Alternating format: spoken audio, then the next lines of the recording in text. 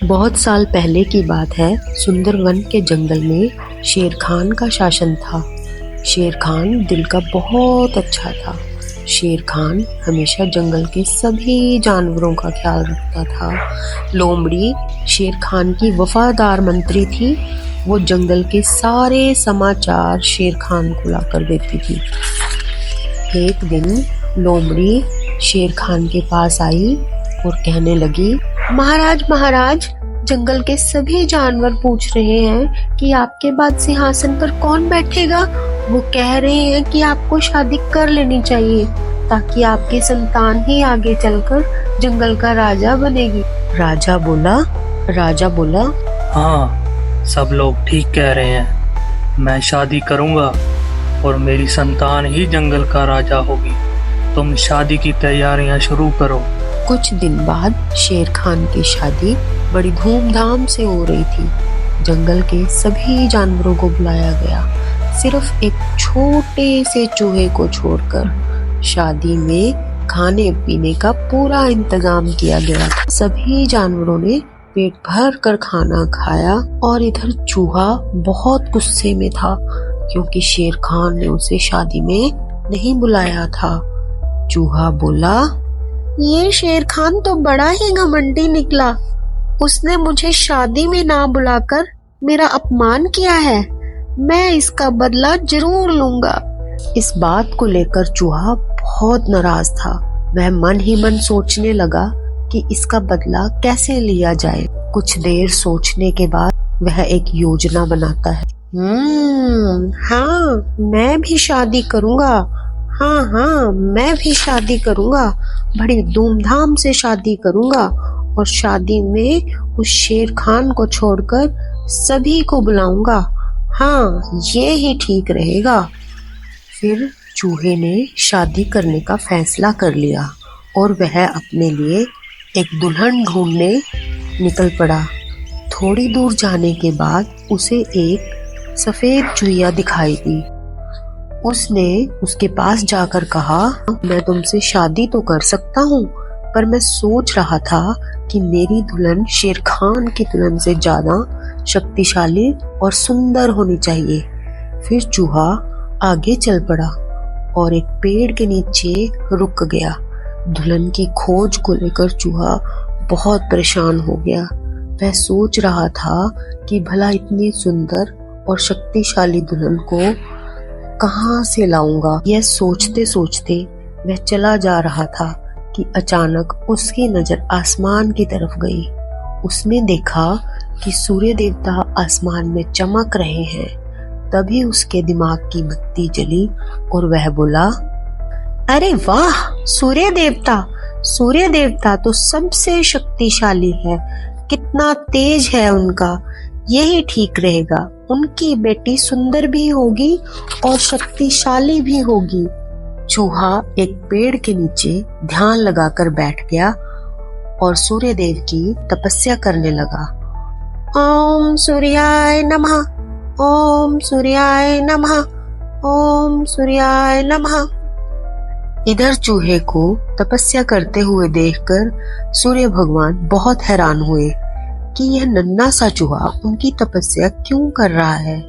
फिर सूर्य भगवान चूहे के सामने प्रकट हुए और कहने लगे, बोलो नन्हे चूहे, तुम मेरी तपस्या क्यों कर रहे हो? क्या चाहिए तुम्हें? तुम जो मांगोगे मैं सब दूंगा। फिर चूहा बोला, हे सूर्य भगवान, आप आ गए। मुझे तो अपनी आंखों पर यकीन ही नहीं हो रहा कि मेरी आवाज सुनकर आप मेरे पास आ गए हो। हाँ, मैं सच में तुम्हारे पास आया हूँ। बोलो तुम्हें क्या चाहिए? भगवान, मैं शादी करना चाहता हूँ।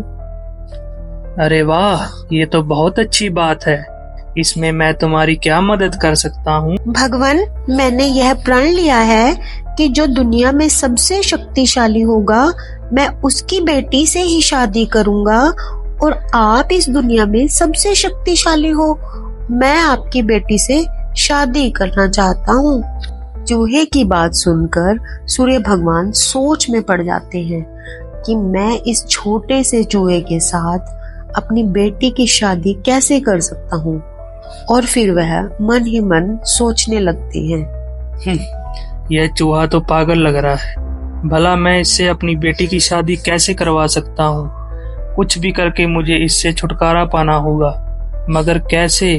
मुझे जल्दी कुछ करना होगा। तभी उसके मन में एक ख्याल आया और उन्होंने चूहे से कहा, अरे यह तो बहुत अच्छी बात है कि तुम मेरी बेटी से शादी करना चाहते हो। मुझे अपनी बेटी के लिए तुमसे अच्छा और कोई नहीं मिलेगा। सूर्य भगवान की बात सुनकर चूहा मन ही मन बहुत खुश हो गया और उसके मन में लड्डू फूटने लगी। तभी सूर्य भगवान बोलते हैं, लेकिन एक समस्या है कि मैं दुनिया में सबसे शक्तिशाली नहीं हूँ, और तुमने प्रण किया है कि जो दुनिया में सबसे शक्तिशाली होगा तुम उसी की बेटी से शादी करोगे। अगर तुमने मेरी बेटी से शादी की तो तुम्हारा प्रण टूट जाएगा। हे भगवान, ये आप क्या बोल रहे हो? आपसे भी शक्तिशाली भला इस दुनिया में कोई हो सकता है? हाँ, मुझसे शक्तिशाली तो वह बादल है जो अपनी परछाई से मुझे भी ढक देता है। यह सुनकर चूहा आसमान की तरफ बादलों को देखने लगा और बोला, अगर बादल आपसे भी ज्यादा शक्तिशाली हैं, तो मैं उसकी बेटी से ही शादी करूंगा। आप उसे नीचे बुलाए। फिर सूर्य भगवान ने बादल को नीचे बुलाया और बादल उनकी बात मानकर धीरे धीरे नीचे आया। बादल जी, मैं आपकी बेटी से शादी करना चाहता हूँ क्योंकि आप दुनिया में सबसे शक्तिशाली हो। फिर बादल बोला, मैं अपने आप को बहुत भाग्यशाली समझूंगा अगर मेरी बेटी का विवाह आपसे हुआ, लेकिन दुनिया में सबसे शक्तिशाली नहीं हूँ। मुझसे शक्तिशाली तो हवा है जो हमें भी उड़ाकर दूर ले जाती है। अच्छा, तो यह बात है। फिर मैं हवा की बेटी से ही शादी करूंगा। आप हवा को बुलाइए। फिर बादल ने हवा को बुलाया और हवा धीरे धीरे करके नीचे आई। फिर चूहे ने अपने विवाह का प्रस्ताव हवा को बताया। फिर हवा मुस्कुराते हुए बोली, मुझे अच्छा लगेगा अगर मेरी बेटी की शादी आपसे होती है, लेकिन मैं दुनिया में सबसे शक्तिशाली नहीं हूँ। मुझसे शक्तिशाली तो पर्वत हैं जो हमारे तेज रफ्तारों को भी रोक देते हैं।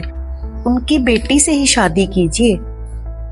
फिर पर्वत को बुलाया जाता है और पर्वत के सामने चूहे की शादी का प्रस्ताव रखा जाता है।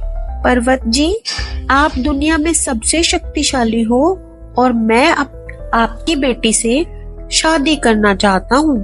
क्या आपको कोई एतराज है? मुझे भला क्या इतराज हो सकता है?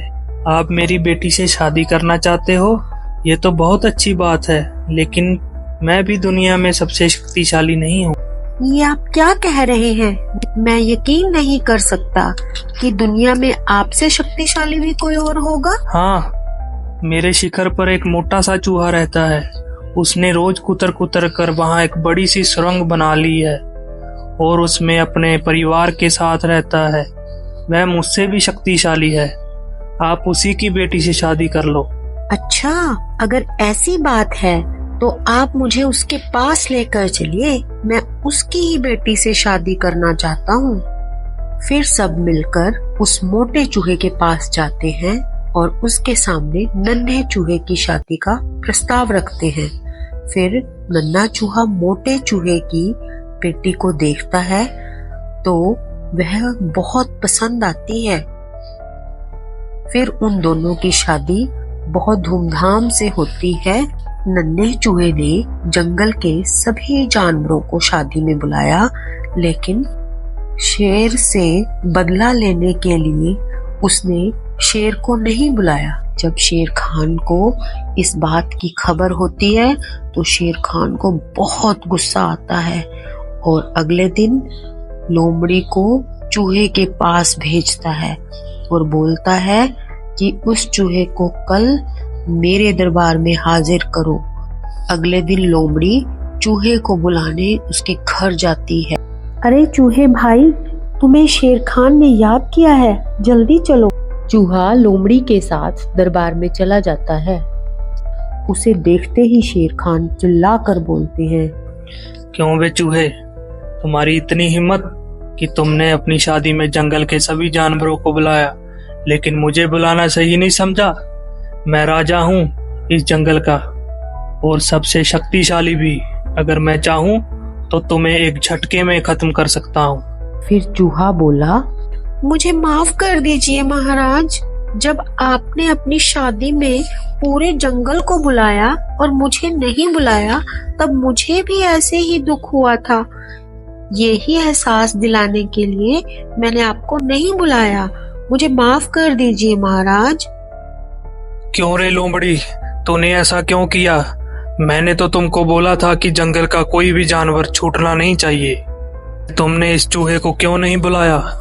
मुझे माफ कर दीजिए महाराज, मुझसे गलती हो गई। मैंने सोचा इस छोटे से जीव को क्या बुलाना, इसलिए मैंने इसे छोड़ दिया था। मुझे माफ कर दीजिए महाराज, मुझसे गलती हो गई।